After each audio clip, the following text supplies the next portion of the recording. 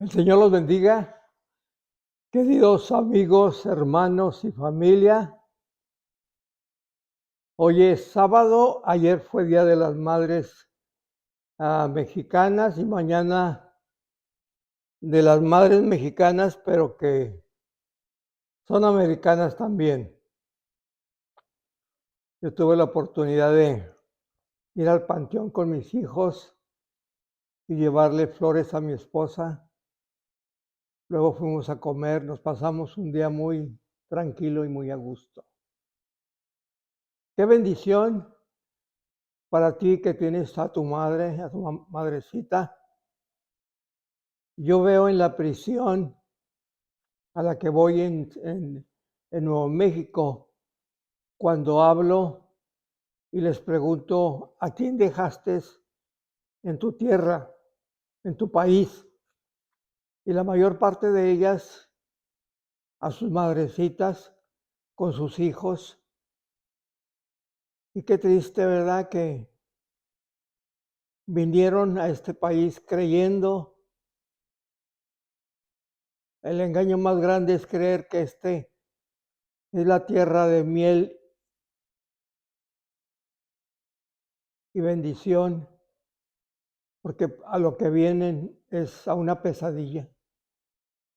Pero vamos este día a tener una plática muy especial.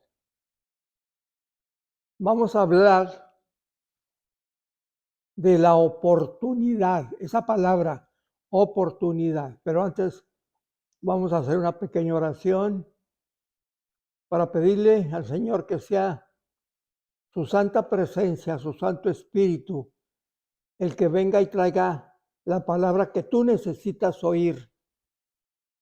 Estás enfermo, si necesitas oír, si estás triste, te sientes solo, necesitado. Es lo hermoso, hermanos, que cuando venimos a pertenecer a la iglesia de Dios, tenemos esperanza. Y esperanza quiere decir una bendición que va a venir, que va a llegar.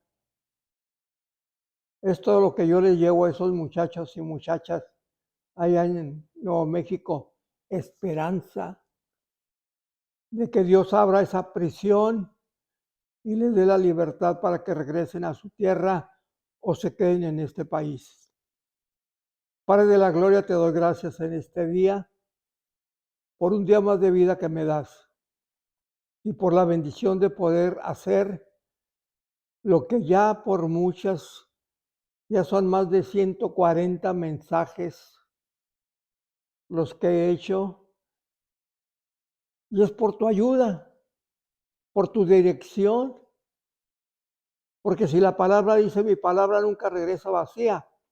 Cuando yo doy una plática, hay uno que se interese, me doy por bien servido. Bendice, Señor, esta tarde. Bendice a las madrecitas en este mes hermoso, que tenga la felicidad con sus hijos, con sus esposos, con su familia, con sus nietos. Bendícelos, Dios. En el nombre bendito de Jesús te lo pido. Amén. La oportunidad viene algunas veces, quizá cuando estamos jóvenes o cuando estamos a mediana edad, la felicidad verdadera que vino a mí, a mi esposa, a mi familia. Yo tenía 30 años y mi esposa tenía 28. Y qué hermoso es que al correr de los tiempos y los años, todavía sigues recibiendo oportunidades. Para mí no ha parado. Han venido momentos de tristeza, de pérdida, pero siempre el sol de su justicia sale. Y todo aquello que pasamos se lo lleva el olvido. Triste cuando una persona pasa toda su vida sin tener nada que enseñar que haya hecho. Al menos una familia unida, aunque no haya habido riqueza, tener una familia feliz, siendo tú un padre bueno, respetuoso, obligado y teniendo una esposa compañera tuya que te ayudó. No necesitamos tener riquezas para que al final de la vida tengamos recompensa. En esta porción de la Biblia con la que quiero empezar, es una historia que empieza de este ranchero o agricultor, vamos a ponerlo. Salió muy de mañana a la ciudad a conseguir personas para que vinieran a trabajar a su granja. Muy temprano los encontró y les dijo: quiero que vayan a trabajar. Por un día de trabajo les voy a dar un denario. El denario en aquel tiempo era un buen sueldo. Y estuvieron de acuerdo. Al mediodía volvió a ir, encontró a otros y les hizo la misma oferta y aceptaron. Al final del día faltaban 2 horas para que terminara el día. Ocupó a otros con la misma oferta. Cuando se acabó el día, empezó a pagarles a los que trabajaron unas cuantas horas un denario, a los que trabajaron mediodía un denario, y los que trabajaron todo el día pensaron: a nosotros nos va a tener que dar más. Nosotros todo el día trabajamos, pero les dio un denario y se enojaron. Se enojaron por lo que les pagó. Y él les dijo: ¿que no estuvieron ustedes de acuerdo en que yo les iba a pagar un denario? Cuando yo leí esta historia, me tomó tiempo de entenderla. Pero miren qué hermoso, porque esto puede adaptarlo el joven, el que ya es un cuarentón, o el anciano. La oportunidad de venir a Cristo es a cualquier hora. Es a cualquier hora.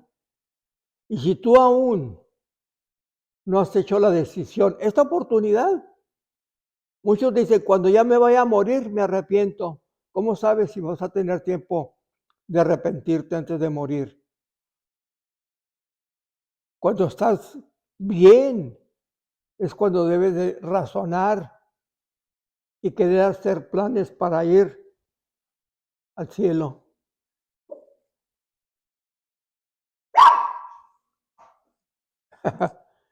Este es el perrito que me acompaña. La recompensa que todos vamos a recibir va a ser si somos fieles.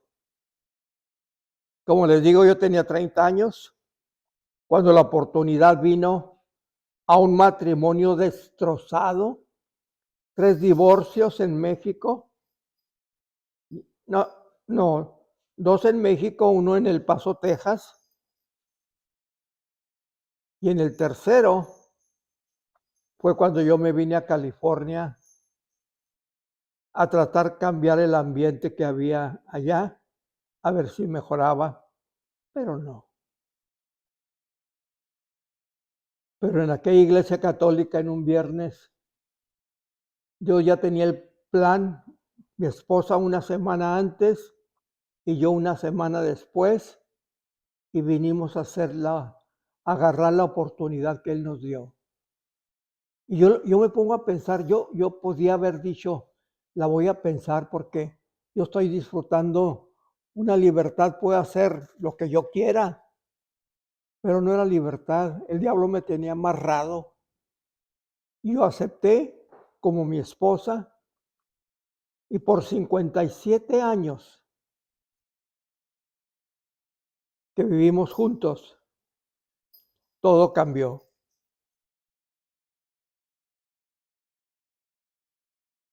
Quiero irme al libro de Lucas, en esta otra historia. Un abogado,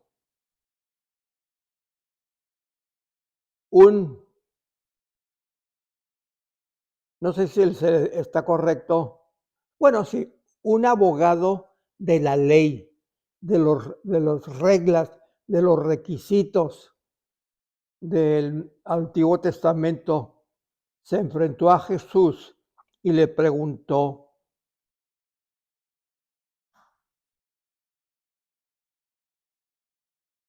¿qué está? Lo quiso probar cuando le dijo, ¿qué tengo que hacer, maestro, para ganar la vida eterna? ¿Alguna vez tú le has preguntado a Dios, qué tengo que hacer? Porque todo mundo piensa ir al cielo. Tienen la confianza en la religión que tienen, pero la religión no les explica que hay reglas, no nomás porque sí. Dios nos dio la vida con un propósito. Y de Jesús le dijo, ¿qué está escrito en la ley? ¿Cómo tú la entiendes? Y él dijo, bueno, la ley dice que tengo que amar a Dios con todo mi corazón, con toda mi alma y con toda mi mente. Y a mí, dice, en la Biblia dice en inglés neighbor, que es vecino, pero es el prójimo, como a mí mismo. Y Jesús le dijo, correctamente, hazlo y vas a vivir.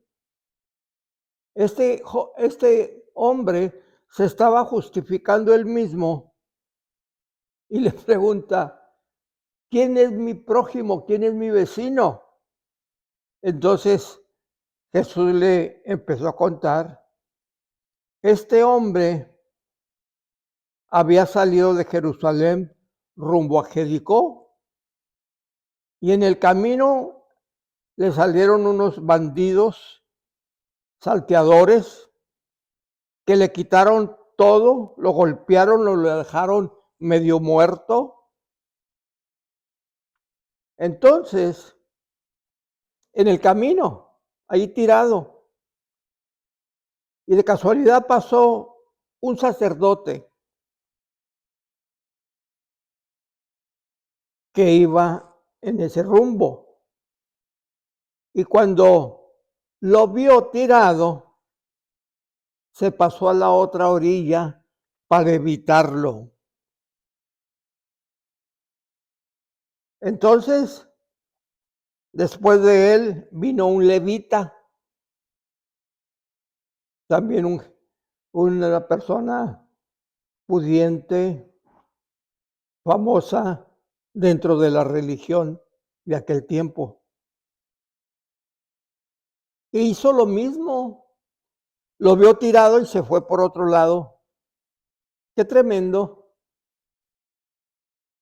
Ellos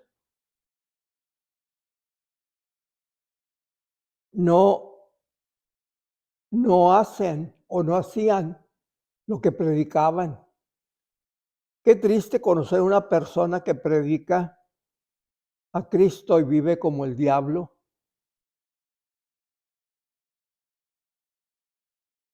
Cuando llegas tú a la familia de Dios, todo cambia. Y si no ha cambiado es porque nunca lo aceptaste.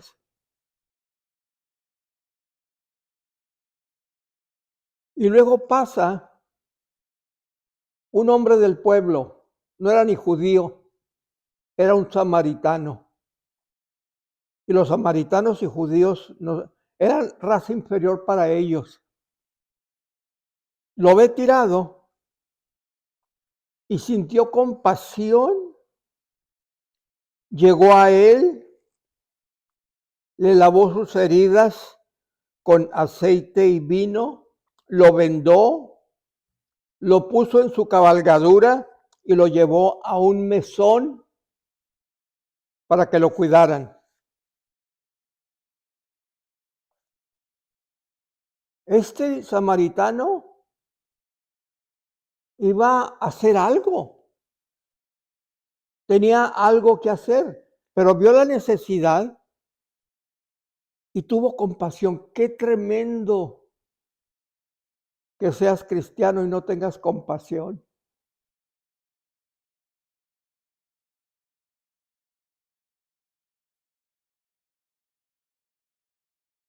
Lo llevó al mesón, le dio 2 denarios al innkeeper, al que cuidaba el mesón, para que lo cuidara.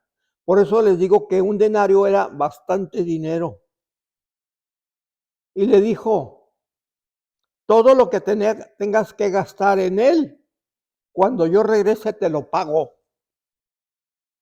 Por un extraño, por un judío que no los quería. Y luego le pregunta el Señor Jesús al abogado, ¿cuál de los 3 probó ser un buen vecino, un buen servidor al prójimo?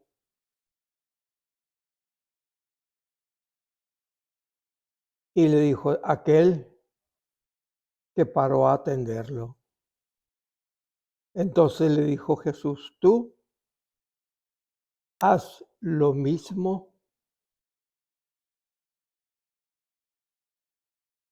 Enseña misericordia donde se tiene que enseñar.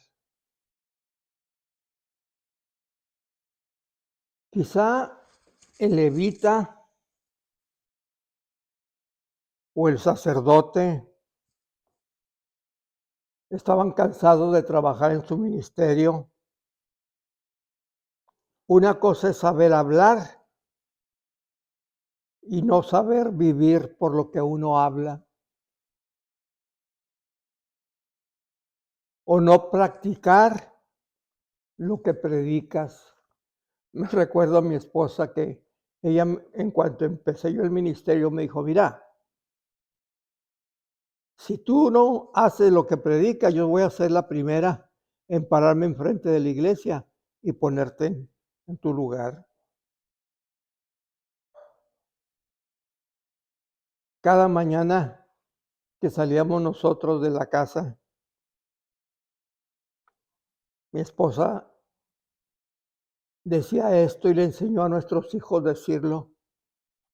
Señor, si en el camino hay una persona necesitada que yo pueda tenderle la mano, ponlo. Y siempre había alguien.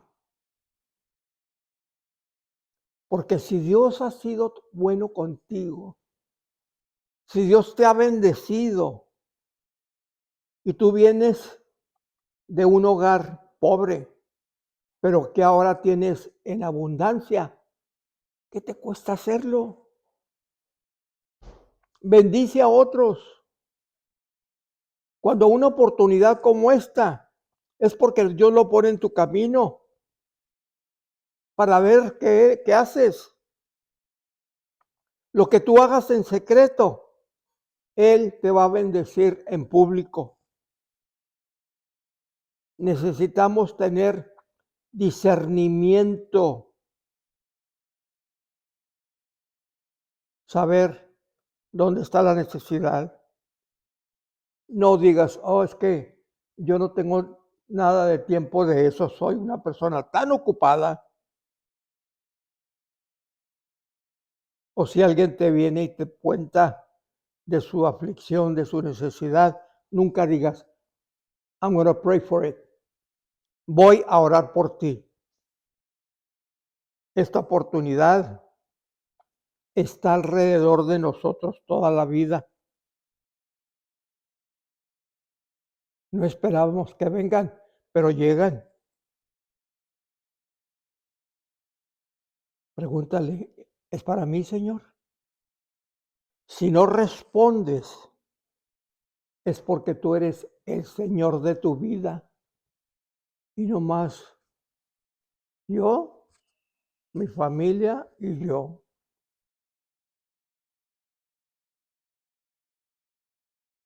Si tú eres y crees que Dios te salvó solo para cantar, para congregarte, hacer bola, Dios te dio y tiene para ti algo más. Que tu vida y mi vida tengan propósito. Para eso se nos dio. La primera oportunidad es contarle a los demás de Cristo lo que hizo en ti. Hay gente dentro de las congregaciones que tienen miedo de pedirte que ores por ellos. Dios nos ha dado un regalo espiritual, no para que lo guardemos, sino para que lo usemos. En la iglesia, ve alrededor, ve los rostros de los que asisten y tú vas a saber quién está en necesidad. Que sea tu habilidad de ayudar a aquel que necesita.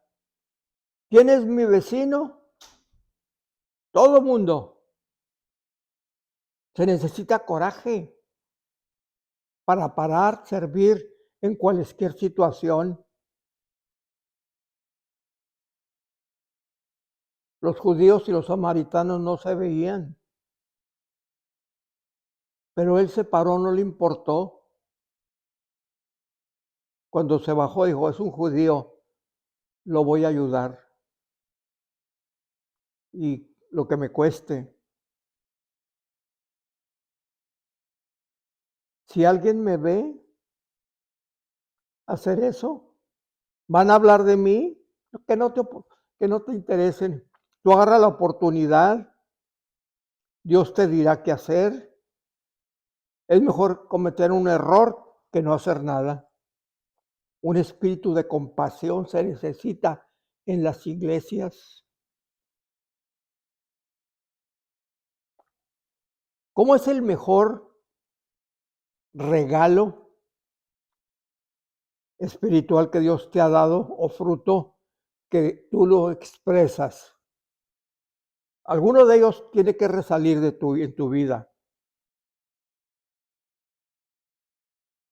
Cuando Dios nos dio la oportunidad, uno escoge la vocación. Para mi esposa y para mí era hablarle a los demás de Cristo. Mi esposa y yo escogimos eso, hablar.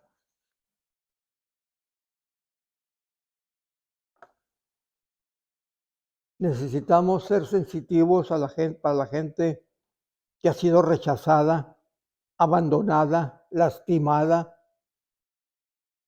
Dios te va a decir lo que tienes que hacer y cuándo tienes que hacerlo. Hazlo a otros como tú quisieras que te lo hicieran a ti.